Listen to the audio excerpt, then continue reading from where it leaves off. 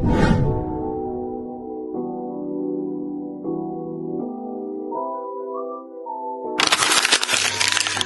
semuanya, selamat datang di video edukasi kesehatan.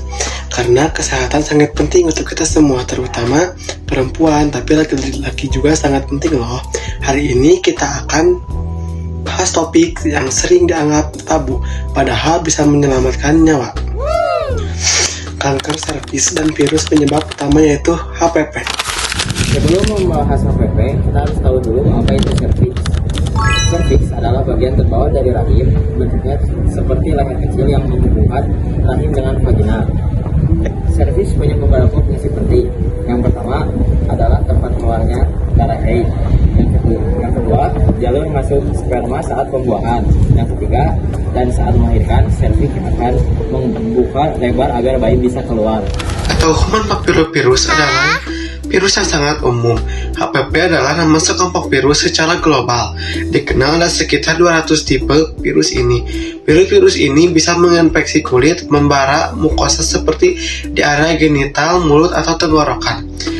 Sebagian besar tidak berbahaya dan hilang sendiri dalam waktu 1-2 tahun. Tapi ada tipe yang sangat beresiko dan tipe inilah yang dapat memicu kanker serviks. Ada juga jenis-jenis HPV. Yang pertama, HPV resiko rendah. Tipe HPV resiko rendah biasanya tidak menyebabkan kanker, tetapi dapat menyebabkan kutil kelamin. Tipenya yaitu HPV 6 dan HPV 11. Penyebabnya 90% kutil kelamin. Yang kedua, ada HPV resiko tinggi. Inilah tipe yang harus diwaspadai karena dapat menyebabkan kanker serviks, vagina, penis, anus, mulut, dan tenggorokan. Tipe paling berbahayanya ialah HPV 16 dan HPV 18, menyebabkan sekitar 70% kanker serviks. Tipe resiko tinggi lainnya yaitu 31, 33, 35, 39, 45, 51, 52, 56, 58, dan 59. HPV menular melalui kontak kulit ke kulit di area genital, dan penting banget untuk diketahui penularannya tidak butuh penetrasi, kontak kulit saja sudah cukup. Hal penting, HPV bisa menular bahkan jika tidak ada penetrasi penuh.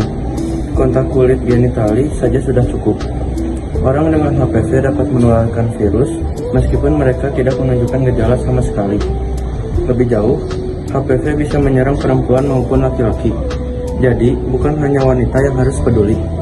Cara penularannya, hubungan seksual yang tidak aman, kontak kulit ke kulit area genital, berbagi alat seks tanpa dicuci, dari ibu ke bayi saat lahir. Tidak menular lewat toilet, pelukan, alat makan, kolam renang. Karena itulah HPV sangat umum.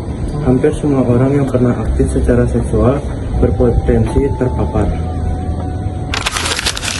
Ada juga cara pencegahan. Yang pertama ada vaksinasi HPV.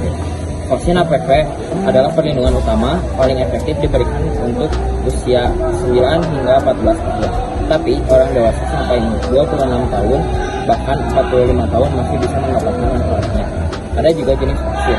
Yang pertama ada jenis vaksin Cervarix untuk HPV 16 dan 18. Yang kedua ada jenis vaksin Gardasil 4 untuk tipe 6, 11, 16, dan 18. Yang ketiga ada tipe vaksin Gardasil 9 untuk melindungi 9 tipe. Itulah yang paling manfaat.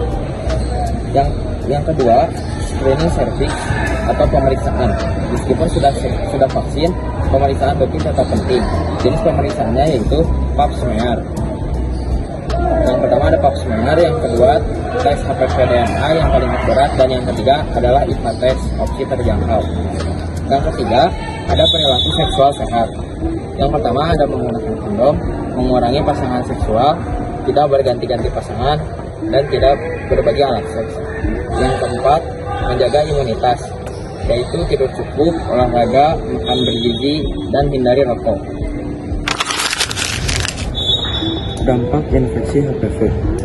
Sebagian besar infeksi HPV hilang dengan sendirinya. Tapi jika infeksi datang dari tipe beresiko tinggi dan bertahan lama, virus dapat menyebabkan perubahan sel pada serviks. Tahapannya: 1. Infeksi HPV. 2. Perubahan sel atau prakanker. 3. Sel terus memburuk. 4. Kanker serviks terbentuk. biasanya setelah bertahun-tahun. Inilah kenapa kanker serviks sering terlambat diketahui, karena tahap awalnya tidak memiliki gejala.